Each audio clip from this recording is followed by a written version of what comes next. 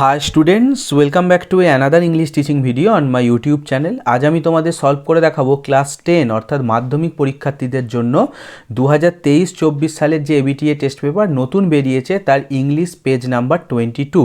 এই 22 নম্বর পেজের আমি সিন, আনসিন এবং গ্রামার তোমাদের ব্যাখ্যা সহ সমাধান করিয়ে দেবো। শুধু এই পেজ বলে নয়, তোমাদের এই টেস্ট পেপারের ইংলিশের সমস্ত পেজের সিন, আনসিন, গ্রামার এবং রাইটিং কিন্তু তোমরা আমার চ্যানেলে উপরে আই বটনে এবং আমার চ্যানেলের মধ্যে গিয়ে যে প্লেলিস্ট তৈরি করা আছে সেখানে পেয়ে যাবে। তাই চ্যানেলে নতুন হলে অবশ্যই চ্যানেলটিকে সাবস্ক্রাইব করে নিও, আর ভিডিওটি ভালো লাগলে ভিডিওটিকে লাইক করে তোমার বন্ধুদের সাথেও শেয়ার করো। তো চলো দেখো, প্রথমেই হচ্ছে এখানে একটা সিন পেজ দিয়েছে। সিন পেজ বলে আমি এটা পড়ছি না, তোমরা গল্পটা দেখেই বুঝতে পারছো এটা দ্য ক্যাট থেকে দিয়েছে। আমরা ডিরেক্ট অ্যাক্টিভিটি বা এক্সারসাইজে চলে আসবো।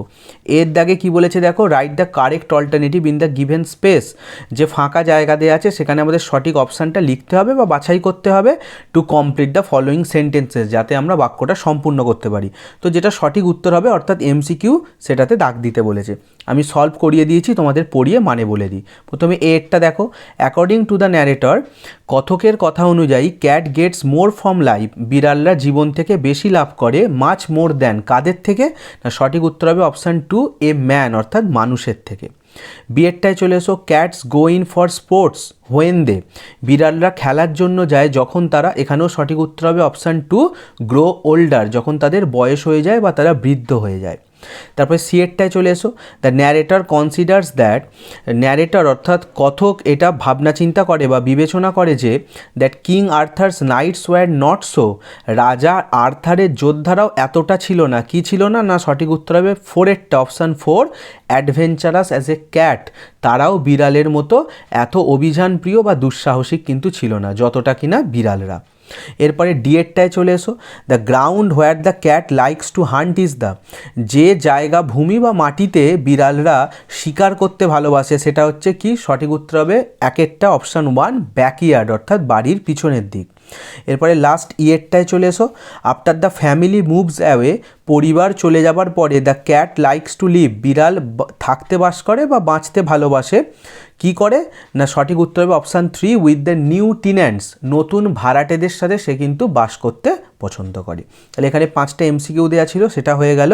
এরপর তোমরা বিয়ের দাগে চলে এসো, complete the following sentences with information from the text, text থেকে ইনফরমেশান বা তথ্য নিয়ে আমাদের শূন্যস্থান পূরণ করতে হবে। দেখো বিয়ের প্রথমেরটায় কি বলেছে, people always speak against the cat that, মানুষেরা বা লোকেরা সবসময় বিড়ালের বিরুদ্ধে বলে যে, দেখো একেরটার তাহলে আমরা কি লিখবো, কি বলে না, দেখো বিয়ের একেরটার অ্যান্সার লিখে দিয়েছি, দে আর মোর ফন্ড অফ দেয়ার হোম, যে তারা তাদের ঘরকে বেশি পছন্দ করে বা বেশি ভালোবাসে, than the people in it, তাতে থাকা লোকজনের থেকে। অর্থাৎ যে লোকজন ওই ঘরেতে থাকে তাদের থেকেও বিড়াল কিন্তু তাদের ঘরকে বেশি ভালোবাসে, এটাই লোকেরা বিড়ালের বিরুদ্ধে বলে। এরপরে দুয়েরটায় চলে এসো, King Arthur's knights had gallant adventure, রাজা আর্থারের যোদ্ধারা দুঃসাহসিক অভিযান করেছিল, বাট দ্য ক্যাটস, কিন্তু বিড়ালেরা, দুয়ের উত্তর কী হবে? But the cats have more gallant adventures than them, কিন্তু বিড়ালদের তাদের থেকেও দুঃসাহসিক অভিযান আছে।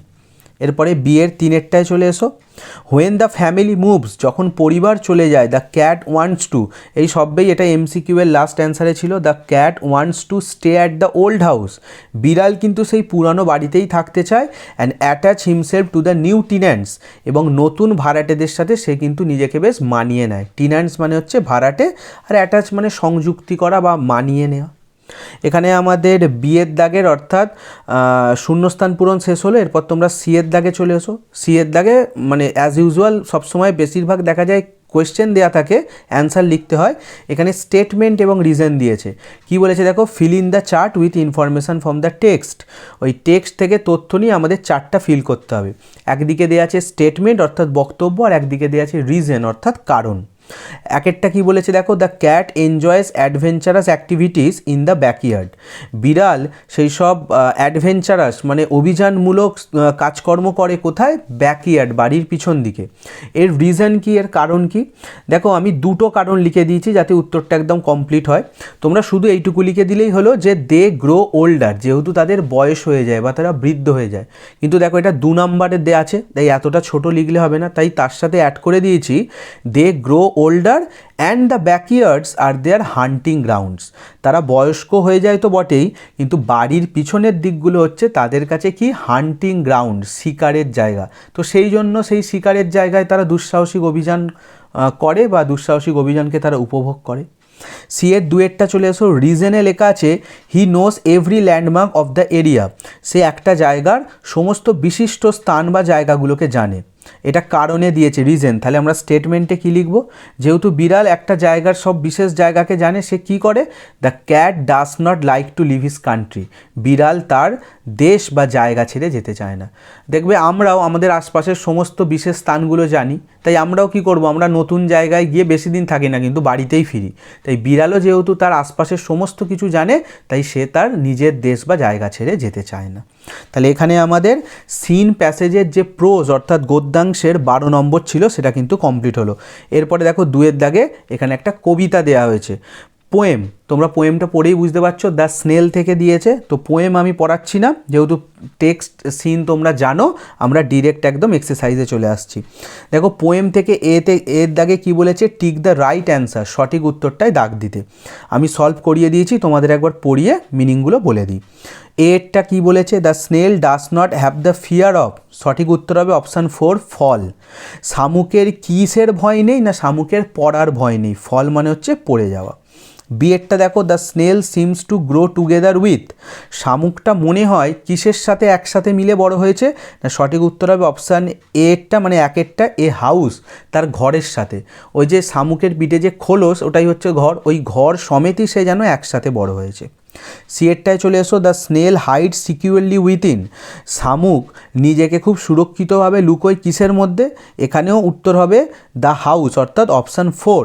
সে তার ঘর, ওই যে তার যে পিঠে খোলসের যে আবরণটা আছে ওটাই ওর ঘর, ওর মধ্যেই সে কিন্তু নিজেকে সুরক্ষিতভাবে লুকায়।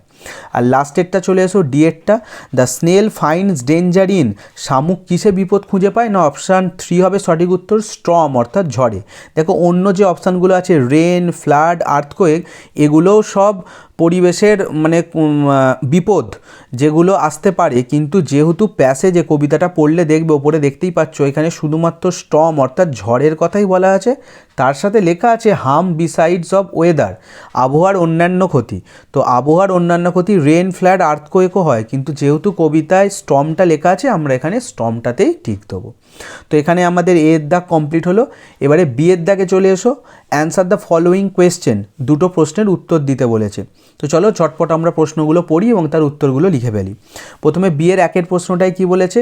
Name the poem and the poet, এই কবিতার নাম লিখতে হবে এবং কবির নাম লিখতে হবে। তোমাদের বারবার বলছি এটা মনে রাখবে, যে কটা পোয়েম তোমাদের আছে সেই কটা পোয়েমের কিন্তু পোয়েটের নাম মনে রাখবে, কারণ পরীক্ষায় কিন্তু এটা আসতে পারে। অনেকে হয়তো নাম জানো তারপরে স্পেলিং লিখতে গিয়ে বানানটা ভুল হয়ে যায়, তাই খুব সাবধানে লিখবে। তাহলে বিয়ের একের অ্যান্সারটা কী লিখবো? দেখো যেরকম তারা কোয়েশ্চেনে ছিল আমি লিখে নিয়েছি, name of the poem is the snail, কবিতার নাম হচ্ছে দ্য স্নেল, এবং তার সাথেই লিখে দিয়েছি অ্যান্ড দ্য পোয়েট ইজ, এবং কবির নাম হচ্ছে উইলিয়াম কাউপার। বানানটা কিন্তু ভালো করে লিখবে, WILLIAM আর COWPER, উইলিয়ামের ডাব্লু এবং কাউপারের সি কিন্তু বড় হাতের দেবে, কারণ এটা প্রপার নাউন। এরপরে বিয়ের দাগে দুয়েরটায় চলে এসো, where does the snail generally stick close two, সাধারণত শামুক কিসের সাথে আটকে থাকে? দেখো আগে প্রশ্নটা থেকে লিখবো, হোয়ার ডাজটা বাদ দিয়ে দেবো, দ্য স্নেল থেকে লেখা শুরু করব। তাহলে সেরকমভাবেই লিখেছি, দেখো দ্য স্নেল জেনারেলি, স্টিকটাকে স্টিক্স করে দিয়েছি, ওই যেখানে ডাজ দিয়ে প্রশ্ন ছিল, third person singular number the snail, present টেন্সে লিখছি, তাই কি করে দিয়েছি, the snail generally sticks close to, প্রশ্নটা আগে লিখে নিলাম, শামুক সাধারণত আটকে থাকে বা লেগে থাকে কিসের সাথে? না দেখো লিখেছি to grass, leaf, fruit or wall, কিসের সাথে থাকে?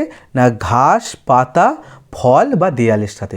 কবিতায় দেখবে সব কটাতেই অর দেয়া আছে, তোমার সব কটাতে অর দেয়া লেখার দরকার নেই, তোমরা কমা দিয়ে লিখবে, খালি লাস্টেরটায় অর ওয়াল করবে। তাহলে এখানে দেখো পোয়েম, সিনের যে পোয়েম প্যাসেজ সেখান থেকে 8 নম্বরের সলভ হয়ে গেল, মানে পুরো সিন প্যাসেজ যেটা ছিল প্রোজ এবং পোয়েম অর্থাৎ 12 আর 8 20 নাম্বার সলভ হলো। এরপর আমরা আনসিন প্যাসেজে চলে আসবো।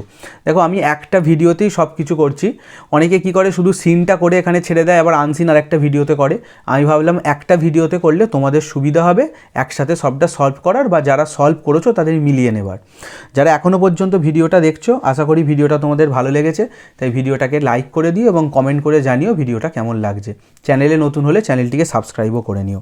তো চলো এরপরে একটা আনসিন প্যাসেজ দিয়েছে, আমরা আনসিন প্যাসেজটা পড়বো। এটা আনসিন তাই আমি তোমাদের পড়িয়ে দিচ্ছি এবং তোমাদের একটা ট্রিক্সও বলে দিচ্ছি। যখন পরীক্ষায় আনসিন প্যাসেজ আসবে তোমরা কিন্তু আনসিনটাকে না পড়ে সলভ করার চেষ্টা করবে না, তাতে টাইম বেশি যায়। অ্যাটলিস্ট একবার পুরো প্যাসেজটা পড়বে, একবারের জায়গায় দুবার পড়লে বেশি ভালো হয়, কারণ ইংরাজি পরীক্ষায় কিন্তু টাইম অনেকটাই থাকে। আর একটা কথা বলছি, এটা নোট করে নেবে, যখন আনসিন পড়বে মেন যে পয়েন্টগুলো যেখানগুলো মনে হচ্ছে যে ইম্পর্টেন্ট সেখানগুলোকে কিন্তু আন্ডারলাইন করে রাখবে, তাহলে পরে এমসিকিউ বা ট্রু ফলস করতে তোমাদের সুবিধা হবে। তো চলো প্যাসেজটা তোমাদের আগে পড়িয়ে দিই। কি বলেছে দেখো, 3 দাগে রিড দ্য ফলোয়িং প্যাসেজ, নিচের প্যাসেজটা পড়তে বলেছে and answer the questions that follow, এবং তারপরে যা প্রশ্ন করেছে সেগুলোর উত্তর দিতে হবে। প্যাসেজটা পড়ছি, শুনে নাও। চিতা ওভান একা পাওয়ান। চিতা ওভান একা মানে হচ্ছে অলসো নোন অ্যাজ, মানে সে আরও কী নামে পরিচিত, পাওয়ান নামে পরিচিত একটা চিতাবাঘ, হুইচ হ্যাড স্ট্রেড আউট অফ কুনো ন্যাশনাল পার্ক ইন মধ্যপ্রদেশ, যেটা মধ্যপ্রদেশের কুনো ন্যাশনাল পার্ক থেকে কি হয়েছে, বেরিয়ে পড়েছে। স্ট্রেড আউট মানে বেরিয়ে পড়া, মানে যত্রতত্র ঘুরে বেড়ানো।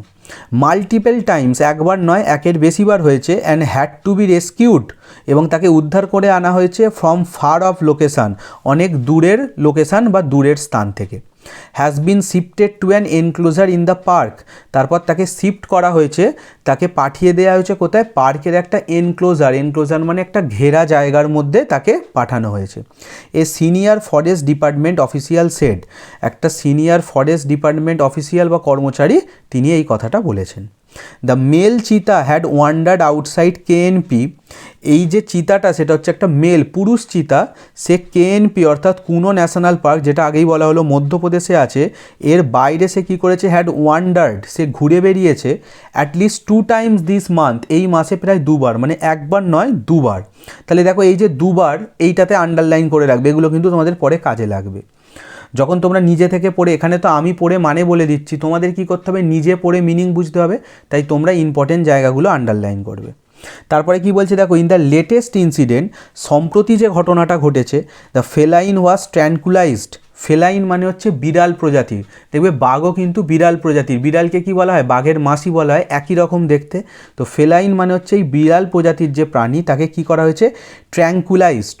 ট্র্যাঙ্কুলাইজড মানে হচ্ছে ড্রাগ দিয়ে, মানে নেশাগ্রস্ত করে দেওয়া, ওই এমন ইঞ্জেকশন একটা দেওয়া হয় তারা নেশাগ্রস্ত হয়ে পড়ে বা অজ্ঞান হয়ে পড়ে, এরকম অবস্থায় কবে করা হয়েছে, অন এপ্রিল 22, 22শে April, while it was about to cross over to a forest in neighbouring Uttar Pradesh, যখন কিনা এটা প্রতিবেশী উত্তরপ্রদেশের একটা জঙ্গলকে ক্রস করতে যাচ্ছিল, দেখো অ্যাবাউট টু ক্রস ওভার, জঙ্গলটা কিন্তু টপকে যায়নি, টপকাবে সেই সময় কিন্তু তাকে অজ্ঞান করে দেওয়া হয়েছে ড্রাগের সাহায্য নিয়ে। এবং তারপরে কি করা হয়েছে, and brought back to the KNP, তাকে আবার কেএনপি মানে কুনো ন্যাশনাল পার্কে ফিরিয়ে আনা হয়েছে।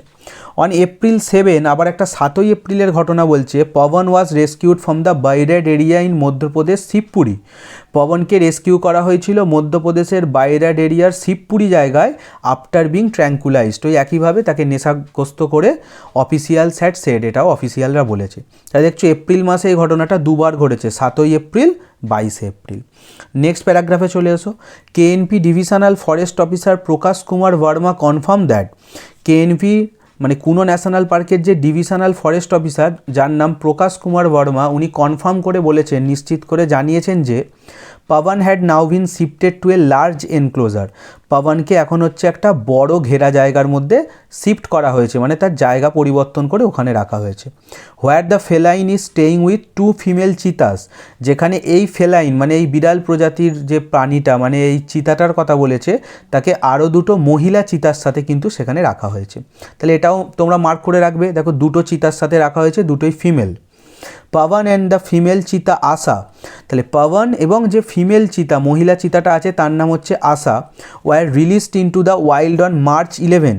তাদেরকে বনে ছাড়া হয়েছিল, রিলিজ করা মানে ছাড়া হয়েছিল কবে, মার্চের 11 তারিখে। এই যে দেখো এইগুলো তোমরা আন্ডারলাইন করে রাখলে পরে তোমাদের এমসিকিউ করতে এবং ট্রু ফলস করতে সুবিধা হবে। তাহলে পাওয়ানকে এবং ওই মহিলা চিতা আশাকে জঙ্গলে 11ই মার্চ ছাড়া হয়েছিল। Almost 6 months after they were brought to the KNP from Africa. Africa থেকে কেএনপিতে আনার প্রায় 6 মাস পরে, মানে এই চিতাগুলোকে আফ্রিকা থেকে কুনো ন্যাশনাল পার্কে আনা হয়েছিল এবং আনার প্রায় 6 মাস পরে তাদের জঙ্গলে ছাড়া হয়েছিল। 2 আদার ফেলাইন্স, এছাড়া আরও দুটো এরকম তারা চিতা মানে বিড়াল প্রজাতির প্রাণী, তাদের নাম কি এলটন অ্যান্ড ফ্রেডি, এটাও আন্ডারলাইন করে রাখবে। Were released into the park's free range area on March 22। এই এলটন অ্যান্ড ফ্রেডিকেও হচ্ছে কোথায় ছাড়া হয়েছিল, পার্কস ফ্রি রেঞ্জ এরিয়া, পার্কেরই কোনো হচ্ছে ফাঁকা জায়গায়, সেখানে এদের দুটোকে ছাড়া হয়েছিল 22শে মার্চ। তারপরে কি বলেছে দেখো, the KNP has seen the death of 2 cheetahs. KNP দেখেছে দুটো চিতার মৃত্যু হয়েছে, a female and a female, একটা পুরুষ চিতা মারা গেছে, একটা মহিলা চিতা মারা গেছে, in less than a month, 1 মাসের মধ্যে, মানে 1 মাসের মধ্যেই কিন্তু দুটো চিতা মারার ঘটনা এখানে ঘটেছে। কি করে মারা গেছে দেখো, অন এপ্রিল 23, 23শে এপ্রিল, দ্য মেল চিতা উদয়, যে পুরুষ চিতাটা মারা গেছে তার নাম Uday, translocated from South Africa in February this year, যেটাকে এই বছর ফেব্রুয়ারি মাসে সাউথ আফ্রিকা থেকে আনা হয়েছিল, ডায়েড অফ কার্ডিওপিউলিমোনারি ফেলিওয়ার। এ হচ্ছে কার্ডিওপিউলিমোনারি মানে হচ্ছে হার্ট স্ট্রোক, মানে হৃদরোগে আক্রান্ত হয়ে মারা গেছে, মানে কোনো হার্টের বা হৃদপিণ্ডের প্রবলেমে এই উদয় বলে যে চিতাটা সে মারা গেছে। তাহলে কোন চিতা কী নাম আর কি রোগে মারা গেছে সেটা তোমরা মনে রাখবে, ওই যে বললাম আন্ডারলাইন করবে। 1 অফ দ্য 8 নামিবিয়ান চিতাস, এবং 8টা যে নামিবিয়া থেকে চিতা আনা হয়েছিল তার মধ্যে একটা যার নাম Sasha, aged more than 4.5 years, যার বয়স 4.5 বছরের বেশি। এই যে তার নাম কি সাশা, কোথা থেকে আনা হয়েছে, নামিবিয়া থেকে, কত বয়স, 4.5 ইয়ার্স, মোর দ্যান মানে 4.5 বছরের বেশি। এ কিসে মারা গেছে, died of a kidney ailment on March 27। এ হচ্ছে কিডনি খারাপে, অ্যাইলমেন্ট মানে অসুস্থতা, কিডনির রোগে বা কিডনি অসুস্থতায় মারা গেছে মার্চের 27 তারিখে। লাস্টে বলছে আন্ডার প্রজেক্ট চিতা। প্রজেক্ট চিতা বলে যে একটা স্কিম আছে, এটার কি কাজ, for reintroducing the species that became extinct in India. ভারতে যে প্রজাতিগুলো অবলুপ্ত হয়ে গেছে, স্পেসিস মানে প্রজাতি আর এক্সটিন্ট মানে অবলুপ্ত হয়ে গেছে, তো প্রজেক্ট চিতার মধ্যে তাদেরকে কি করা হয়েছে, রিইন্ট্রোডিউসিং, তাদেরকে পুনরায় প্রবর্তন করা হচ্ছে। কবে এই প্ল্যানটা শুরু হয়েছিল, ইন 1952, 1952 সালে, মানে 1952 সালে প্রজেক্ট চিতাটাকে ইন্ট্রোডিউস করা হয়েছিল। কেন, ভারতে বিলুপ্ত যে প্রজাতি আছে সেগুলোকে যদি বাইরে থেকে আবার আমাদের দেশে আনা যায়, তো এই উদ্দেশ্যে কি করা হয়েছে দেখো, এই টোটাল অফ 20 ফেলাইন্স, প্রায় 20টা এই বিড়াল প্রজাতির প্রাণী মানে এই চিতা, ইনক্লুডিং 10 ফিমেলস, যার মধ্যে 10টা মহিলা, were translocated to the KNP in Sheopur district from Namibia and South Africa.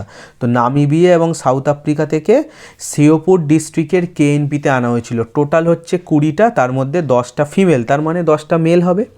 এদেরকে কিভাবে আনা হয়েছিল, দুবারে আনা হয়েছিল, দেখো লেখা আছে ইন 2 ব্যাচেস, দুবারে, ইন সেপ্টেম্বর 2020, প্রথমটা আনা হয়েছিল 2022 সালের সেপ্টেম্বর মাসে, অ্যান্ড ফেব্রুয়ারি দিস ইয়ার, এবং এই বছর মানে 2023-এর ফেব্রুয়ারিতে বাকি ব্যাচটাকে আনা হয়েছে। তাহলে বুঝতেই পারছো এটা একটা রিপোর্ট।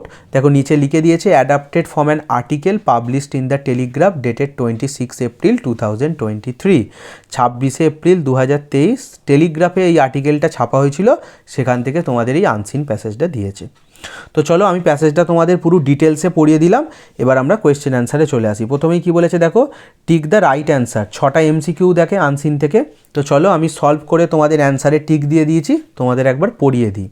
প্রথমে এর আই, প্রথমেরটা, Pawan stayed out of KNP that month at least. Pawan সেই মাসে কেএনপি থেকে বেরিয়ে পড়েছিল অন্তত কবার, সঠিক উত্তর হবে অপশান বি, 2 টাইমস, অন্তত 2 বার। 2এরটায় চলে এসো, Elton and Freddie were released into the park on.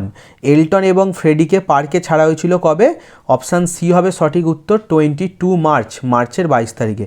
ওই যে বললাম পড়ার সময় যদি তোমরা মার্ক করে রাখো তাহলে কিন্তু আর খুঁজতে হবে না, দেখো এখান থেকেই প্রশ্নগুলো এসেছে। 3এরটায় চলে এসো, ইট ওয়াজ রিপোর্টেড দ্যাট চিতা উদয় ডায়েড অফ। রিপোর্ট কি করা হয়েছে যে উদয় নামের চিতাটা কিসে মারা গেছে? সঠিক উত্তর হবে অপশান ডি, কার্ডিওপিউলিমোনারি ফেলিওর, অর্থাৎ হৃদরোগে আক্রান্ত হয়ে বা হৃদপিণ্ডের সমস্যায়। এরপরে চারেরটায় চলে এসো, হোয়েন সাসা ডায়েড ইট ওয়াজ অনলি, যখন সাসা নামে চিতাটি মারা যায় তার বয়স কত ছিল? সঠিক উত্তর হবে option D, more than 4.5 years old, 4.5 বছরের বেশি। পাঁচেরটায় চলে এসো, to reintroduce the species in 2 batches, যাতে করে সেই প্রজাতিগুলোকে আবার আনা যায় 2টো ব্যাচে করে, number of cheetahs bought from South Africa and Namibia were, সেই জন্য নামিবিয়া এবং সাউথ আফ্রিকা থেকে মোট কতগুলো চিতাকে আনা হয়েছে? সঠিক উত্তর হবে অপশান এ, 20। আমরা একটু আগেই পড়লাম 20টা চিতা, যার মধ্যে 10টা ফিমেল বা মহিলা। আর এমসিকিউ এর লাস্টেরটায় চলে এসো, 6, Pawan strayed out of the KNP and he was seen wandering on April 17।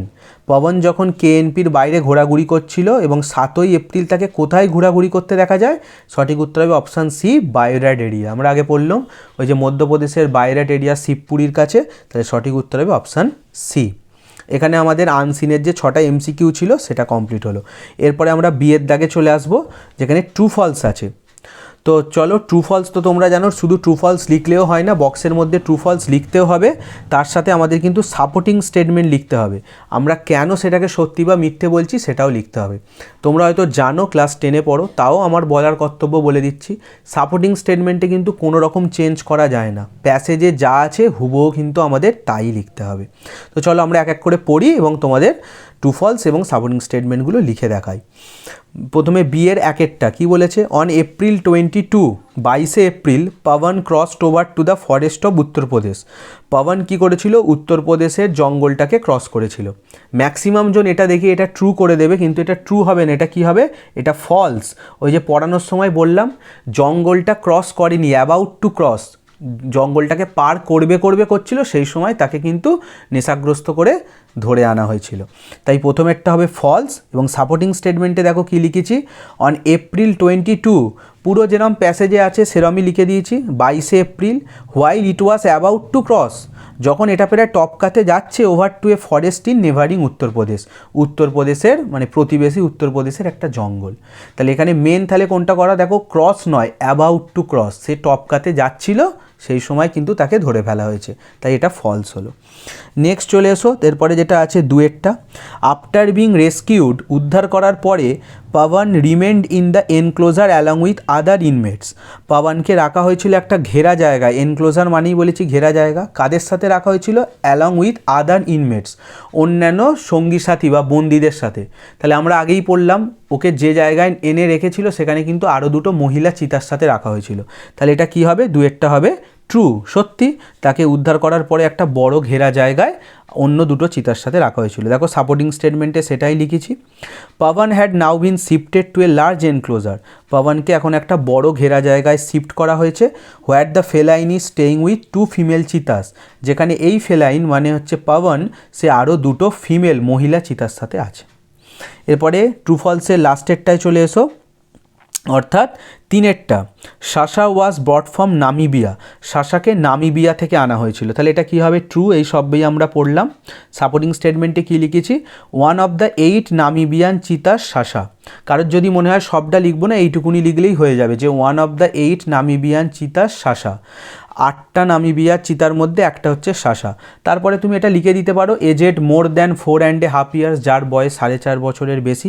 আরও তারপরে লেখা ছিল, দেখবে সে কিডনি রোগে মারা গেছে, ওগুলো লিখলেও লিখতে পারো। যদি মনে হয় লিখবো না, লেখার দরকার নেই, কারণ তোমাকে এখানে জানতে চেয়েছে সাসাকে নামিবিয়া থেকে আনা হয়েছিল কি না, ব্যাস শুধু ওইটুকুনি লিখলেই হয়ে যাবে।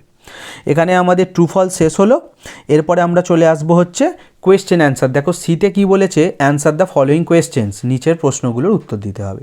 প্রথম প্রশ্ন, what does KNP stand for? এই যে কেএনপি শর্ট ফর্মে বলছি, কেএনপি কিসের স্ট্যান্ড ফর, মানে কিসের প্রতীক, কেএনপির ফুল ফর্ম কি?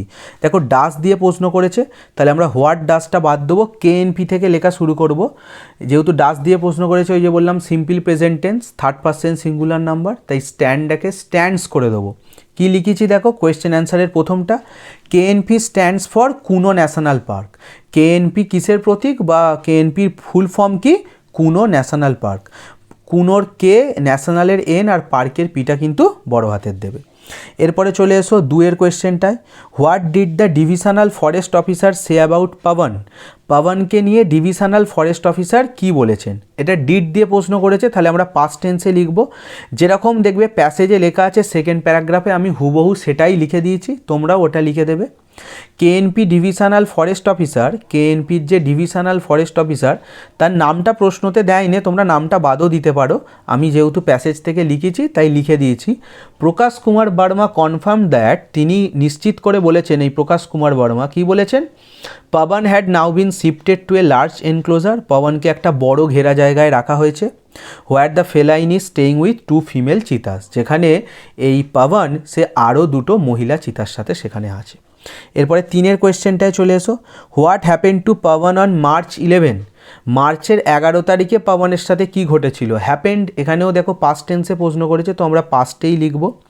আমি অন মার্চ 11 দিয়ে স্টার্ট করেছি, বইয়েতে দেখবে অন মার্চ 11টা পরে দেওয়া আছে, সেখানে পাবন অ্যান্ড দ্য ফিমেল চিতা দিয়ে শুরু হয়েছে, তোমরা ওভাবেও লিখতে পারো, কোনো অসুবিধা নেই, দুটোতেই সঠিক হবে। আমি অন মার্চ 11টা আগে দিয়েছি, 11ই মার্চ। Pawan and the female cheetah Asha, পাবন এবং মহিলা চিতা যে ছিল যার নাম Asha, were released into the wild, তাদেরকে জঙ্গলে ছেড়ে দেওয়া হয়েছিল। এই ওয়াইল্ড পর্যন্ত লিখলে কিন্তু তোমাদের উত্তর কমপ্লিট হয়ে যাবে, এখানেও লিখলে তোমরা ফুল মার্কস পাবে, কিন্তু যদি আরও মনে হয় দেখবে প্যাসেজে লেখা আছে ওটাও লিখে দিতে পারো। Almost 6 months after they were brought to the KNP from Africa, Africa থেকে কেএনপিতে আনার 6 মাস পর তাদের ছাড়া হয়েছিল। এইটা দিলেও দিতে পারো, না দিলেও দিতে পারো, কোনো অসুবিধা নেই। এরপর চলে এসো প্রশ্ন উত্তরের লাস্ট প্রশ্ন, what was the aim of project cheetah? এই যে প্রজেক্ট চিতা এর উদ্দেশ্য কী বা এর লক্ষ্য কী? এখানে দেখো হোয়াট ওয়াজ দিয়ে প্রশ্ন করেছে পাস্ট টেন্সে, আমরা হোয়াট ওয়াজটা বাদ দেবো, দ্য এম অফ প্রজেক্ট চিতা থেকে শুরু করব। দেখো সেইভাবেই আমি লিখেছি, দ্য এম অফ প্রজেক্ট চিতা, তারপরে ওয়াজ দিয়ে দিয়েছি। তাহলে প্রজেক্ট চিতার উদ্দেশ্য ছিল, কি উদ্দেশ্য? টু রিইন্ট্রোডিউস দ্য স্পেসিস, সেই সমস্ত প্রজাতিকে পুনর্প্রবর্তন করা, that became extinct in India in 1952, যে প্রজাতিগুলো ভারতে বিলুপ্ত হয়ে গেছে, এক্সটিংক্ট মানে বিলুপ্ত। আর এটা কত সালে প্রথম শুরু হয়েছিল? 1952 সালে। তাহলে 1952 সালে প্রজেক্ট চিতার উদ্দেশ্যই ছিল যে প্রজাতিগুলো ভারতে বিলুপ্ত সেগুলোকে আবার বাইরের দেশ থেকে আমাদের দেশে ফিরিয়ে আনা। তো এখানে আমাদের আনসিনের যা প্রশ্ন উত্তর ছিল, অর্থাৎ দেখো আনসিনের 20 নাম্বার কমপ্লিট হলো, 6 নাম্বারের এমসিকিউ, 6 নাম্বারের ট্রু ফলস 12 এবং 4টে প্রশ্ন, অর্থাৎ 4 দুগুণে 8, 20 নাম্বার আমাদের এখানে আনসিন কমপ্লিট হলো। আনসিন থেকে যদি আরও একটু কোয়েশ্চেন আছে সেটা ভোকাবুলারিতে গ্রামারের শেষে আমরা করব। তো এখানে আমাদের আনসিন প্যাসেজ শেষ হলো, এরপরে আমরা চলে আসবো গ্রামার প্যাসেজে। Section B, grammar and vocabulary. দেখো গ্রামারের প্রথমেই কি বলেছে, 4 দাগে, write the correct alternative to fill in the blanks, আমাদের সঠিক অপশানটাকে বাছাই করতে হবে এবং শূন্যস্থান পূরণ করতে হবে। তোমরা জানো এখানে কি দেয়, ভার্বের সঠিক ফর্ম, ব্যাকেটে যে ভার্বগুলো দেওয়া আছে কোনটা সঠিক আমাদের সেটাকে টিক মারতে হবে। তো চলো দেখো আমি নিচে আন্ডারলাইন করে দিয়েছি, তোমাদের একবার পড়িয়ে বলে দিই। কি বলেছে, 3 ওয়ার্কার্স, এখানে হবে died because of possible asphyxiation, 3 জন ওয়ার্কার মারা গেছে সম্ভবত শ্বাসরোধ হওয়ার কারণে। হোয়াইল দে ওয়ার ট্রাইং, যখন তারা চেষ্টা করছিল, দেখো প্রথমটা ডায়েড হলো সিম্পল পাস্ট টেন্স, আর পরেরটাই কি হলো, ওয়ার ট্রাইং, অর্থাৎ পাস্ট কন্টিনিউয়াস, যখন তারা চেষ্টা করছিল, কি চেষ্টা করছিল? টু রিমুভ উডেন প্ল্যাঙ্কস, কাঠের তক্তাগুলোকে সরাতে, from newly custard concrete walls of A septic tank, একটা সেপটিক ট্যাঙ্কের যে কংক্রিটের দেওয়াল, সেই দেওয়ালের ওপরে যে তক্তাগুলো থাকে, অর্থাৎ ঢালাইয়ের সময় যেটা হয়, ওইগুলোকে বের করার সময় তাদের হঠাৎ শ্বাসরোধ হয়ে 3 জন মারা যায়। দে ড্যাশ আউট, এখানে কী হবে, দে ওয়ার ব্রট আউট, দেখো তারা মৃত, তারা তো নিজেরা বেরোতে পারবে না, তাই তাদেরকে বের করে আনা হয়েছে, অর্থাৎ প্যাসিভ ভয়েস ইউজ হয়েছে, অর্থাৎ পাস্ট টেন্সে প্যাসিভ ভয়েস, তাই আমরা দে ব্রট করবো না, কি করেছি, দে ওয়ার ব্রট আউট, তাদেরকে বের করে আনা হয়েছে, মানে লোকেরা যারা উদ্ধার কার্য করেছে তাদের বের করে এনেছে। And rush to the local hospital, তাদেরকে নিয়ে সঙ্গে সঙ্গে দৌড়ে স্থানীয় হাসপাতালে নিয়ে যাওয়া হয়েছিল। হোয়ার ডক্টরস ডিক্লেয়ার্ড বট ডেড, যেখানে ডাক্তাররা ঘোষণা করেছে বা জানিয়েছে তাদেরকে মৃত অবস্থাতেই আনা হয়েছিল। তাহলে এই যে ভার্বের সঠিক ফর্মে আরেকবার বলে দিই, প্রথমটা হলো ডায়েট সিম্পল পাস্ট, পরেরটা ওয়ার ট্রাইং পাস্ট কন্টিনিউয়াস, আর লাস্টেরটা প্যাসিভ ভয়েসে পাস্ট টেন্সে হলো ওয়ার ব্রট। এরপরে 5-এর দাগেরটা চলে এসো, ডু অ্যাজ ডিরেক্টেড। এখানে আমাদের কি করতে দিয়েছে, feel in the blanks with appropriate articles or preposition.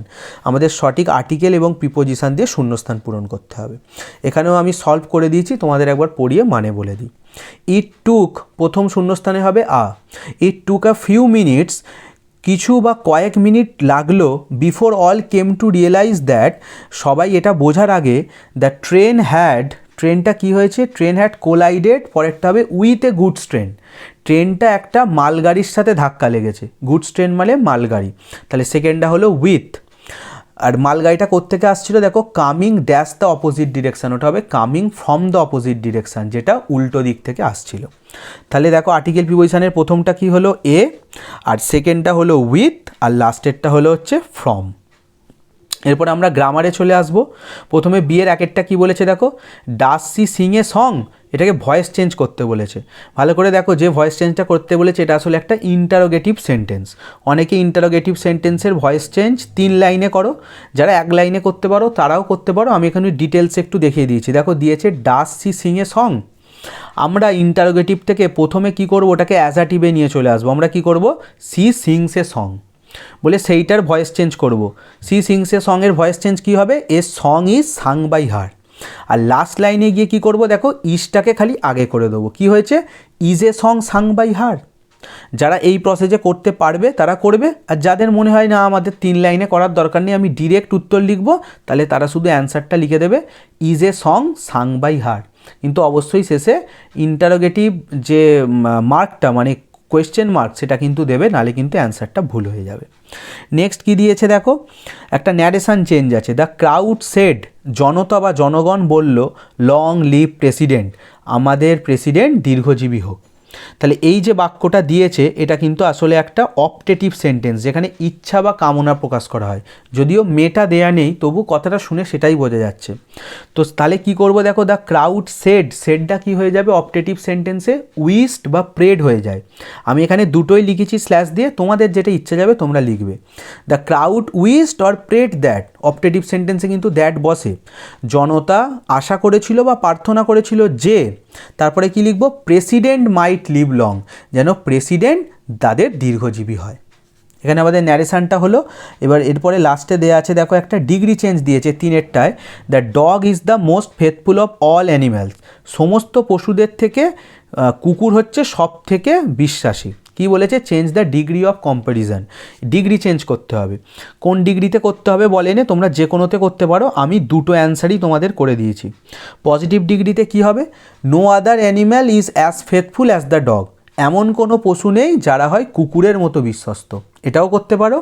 আর কম্পারেটিভটাও করে দিয়েছি, the dog is more faithful than any other animal, কুকুর হয় বেশি বিশ্বস্ত যে কোনো অন্য প্রাণীর থেকে। তোমাদের দুটো করতে হবে না, তোমরা এর মধ্যে যে কোনো একটা করবে, তাহলেই মার্কস পেয়ে যাবে। পজিটিভও করতে পারো, কম্পারেটিভও করতে পারো। আর যে প্রশ্নটা দেওয়া ছিল সেটা হচ্ছে সুপারলেটিভে দেওয়া আছে। তো এখানে আমাদের গ্রামার পোর্শনটা শেষ হলো। এরপরে আমরা চলে আসবো কিসে, এরপর হচ্ছে ফ্রেজাল ভার্ব, গ্রুপ সি। এখানে সি এর দাগে দেখো ফ্রেজাল ভার্বে কি বলেছে, যেটার নিচে আন্ডারলাইন করা থাকে আমরা জানি, নিচে থেকে আমাদের সেই ফ্রেজাল ভার্বটা চুজ করতে হয়। নিচে যে 4টে ফ্রেজাল ভার্বের অপশান আছে সেখান থেকে 3টে হবে, একটা এক্সট্রা। তো প্রথমেই বলেছে দেখো, the flower emits a sweet smell, ফ্লাওয়ারটা কি করছে, একটা সুন্দর গন্ধ নির্গত করছে। এমিটস মানে হচ্ছে নির্গত করা বা বের করা। তো এমিটসে কোন ফ্রেজাল ভার্ব হবে, গিভস অফ মানে নির্গত করা। পরেরটা কি আছে দেখো, Mita could not understand what are friend was saying, Mita বুঝতে পারছিল না তার বন্ধু কি বলছে। আন্ডারস্ট্যান্ড, আন্ডারস্ট্যান্ড মানে বুঝতে পারা, তো বুঝতে পারার ফ্রেজাল ভার্ব কি, মেক আউট। এখানে কোনো রকম চেঞ্জ হবে না। কিন্তু প্রথমটা লক্ষ্য করো, এমিটস ছিল, দেখো এস যোগ আছে, তাই আমরা কিন্তু গিভ অফ লিখবো না, গিভস অফ করবো। এসটা না দিলে কিন্তু নাম্বার কেটে নেবে, অবশ্যই দেবে। আর লাস্টেরটা দেখো, the teacher is examining the answer script, শিক্ষক কী করছেন না উত্তরপত্রটাকে পর্যবেক্ষণ করছেন বা দেখছেন। তো এখানে দেখো এক্সামাইনিং আইএনজি যোগ আছে, তাই এক্সামাইন পর্যবেক্ষণ করা বা খুঁটিয়ে দেখার ফ্রেজাল ভার্ব হচ্ছে লুক ইনটু, কিন্তু আমরা যেহেতু এক্সামাইনিং আছে লুকের সাথে আইএনজি যোগ করব, তাহলে সঠিক উত্তর হবে লুকিং ইনটু। তাহলে আরেকবার ফ্রেজাল ভার্বগুলো বলে দিই, প্রথমেরটা হবে গিভস অফ, দ্বিতীয়টা হবে মেক আউট, এতে কোনো চেঞ্জ হবে না, আর 3এরটা হবে লুকিং ইনটু। এরপরে তোমরা লাস্টে চলে এসো, এরপরে ভোকাবুলারি। ছয়ের দাগে যেটা আছে এটা আনসিন প্যাসেজ থেকে আমরা যেটা পড়লাম সেখান থেকে আমাদের সিনোনিমস বা সমার্থক শব্দ খুঁজে লিখতে হবে, এবং এখানেই হচ্ছে খুব ভালো মার্কস পাওয়া যায় যারা এটা করতে পারে, কারণ এখানে দেখো 4টে করলেই 2 মার্কস করে আছে, 8 নাম্বার পাবে। এবং এখানেই দেখা যায় যে 4টে হয়তো সবাই করে উঠতে পারে না, কেউ 2টো করে বা কেউ 3টে করে বা 4টে করলেও হয়তো একটা ভুল হয়ে যায়। তাই এইটা খুব সাবধানে করবে, এবং যার ভোকাবুলারি স্কিল যত ভালো সেটা তত ভালো করে করতে পারবে। তো চলো আমি পড়ে অ্যান্সারগুলো বলে দিই। প্রথমে 6-এর 1-এরটা, made calm by means of drug, drug দিয়ে শান্ত করা। পড়াতেই বলেছি, তোমাদের মনে আছে ড্রাগ দিয়ে শান্ত করাকে কি বলে? ট্র্যাঙ্কুলাইজড। যখন কোনো পশুকে বা মানুষকে নেশাগ্রস্ত করে অজ্ঞান বা ঝিমিয়ে দেওয়া হয়। তারপরেরটা চলে এসো, নো লঙ্গার ইন এক্সিস্টেন্স, যেটার এখন আর কোনো অস্তিত্ব নেই, যেটার অস্তিত্ব নেই তাকে কি বলে? এক্সটিংক্ট। এক্সটিংক্ট মানে কি? বিলুপ্ত। এরপরে 3-এরটায় চলে এসো, ইলনেস, ইলনেস মানে অসুস্থতা, কি হবে? অ্যাইলমেন্ট, অ্যাইলমেন্ট মানেও হচ্ছে অসুস্থতা, এইলমেন্ট বলে যেটাকে। আর লাস্টে চলে এসো 4-এরটা, moved from one place to another, এক জায়গা থেকে অন্য জায়গায় নিয়ে যাওয়া। এখানে দুটো ওয়ার্ড লিখেছি, দুটোই হবে, একটা লিখেছি শিফটেড বা ট্রান্সলোকেটেড, তোমরা যে কোনো একটা লিখতে পারো। এই দুটোর মানেই হচ্ছে স্থানান্তকরণ, এক স্থান থেকে অন্য স্থানে নিয়ে যাওয়া। এরপরে দেখো রাইটিং সেকশন শুরু হচ্ছে। আমি এই ভিডিওতে আর করছি না, অলরেডি ভিডিওটা 35 মিনিট হয়ে গেছে, তোমরা বুঝতেই পারছো। তাই এখানে আমি seen unseen grammar 20 60 number solve করে দিলাম। পরের ভিডিওতে আমি সমস্ত রাইটিং করাবো না, মেন তোমাদের যেগুলো ইম্পর্টেন্ট রাইটিং সেগুলো নিয়ে রাইটিং স্কিলের কিছু ভিডিও করব, সেখানে আমি রাইটিংগুলো লিখে দেখাবো। আশা করি ভিডিওটি তোমাদের ভালো লেগেছে। ভিডিওটি ভালো লাগলে ভিডিওটিকে লাইক করো, কমেন্ট করে জানিও কেমন লাগলো। দেখো তোমাদের একটা কমেন্ট আমাকে আরও ইন্সপায়ার করে এরকম ভিডিও করার জন্য। আমি কোনো রকম এডিট করি না, যে ধরো 35 মিনিট তোমাদের ভিডিওটা করলাম, এটা আমি একটানা একভাবে পড়িয়ে গেলাম। তাই তোমরা যদি কমেন্ট করে জানাও কেমন লেগেছে, তাহলে আমারও খুব ভালো লাগে। আর শুধু এই পেজ বলে নয়, তোমাদের আগেই বললাম তোমাদের টেস্ট পেপারের সমস্ত ইংলিশ পেজের কিন্তু সিন আনসিন গ্রামার আমি এভাবেই ব্যাখ্যাসহ সবকটা পেজ সমাধান করে দেবো, এবং কিছু স্পেশাল রাইটিং স্কিল যেগুলো পরীক্ষায় আসতে পারে ইম্পর্টেন্ট, সেগুলো আমি লিখিয়ে দেবো। এবং তোমরা কমেন্ট করে জানিও তোমাদের যদি মাধ্যমিকের জন্য কোনো রকম ইংলিশের সাজেশানের ভিডিও চাই, আমি সেটাও পরীক্ষার 1 সপ্তাহ বা 2 সপ্তাহ আগে একটা তৈরি করব। ভিডিওটি ভালো লাগলে তোমার বন্ধুদের সাথেও শেয়ার করো, এবং চ্যানেলে নতুন হলে অবশ্যই চ্যানেলটিকে সাবস্ক্রাইব করে নিও 2023-24 এবিটিএ টেস্ট পেপারের ইংলিশের সমস্ত পেজ ব্যাখ্যাসহ সমাধান পাওয়ার জন্য। তো চলো আজকে এখানেই শেষ করলাম, খুব শীঘ্রই দেখা হবে ইংলিশের পরের পেজ অর্থাৎ পেজ নম্বর 72 নিয়ে। ততক্ষণের জন্য সকলে ভালো থেকো, সুস্থ থেকো, গুড বাই।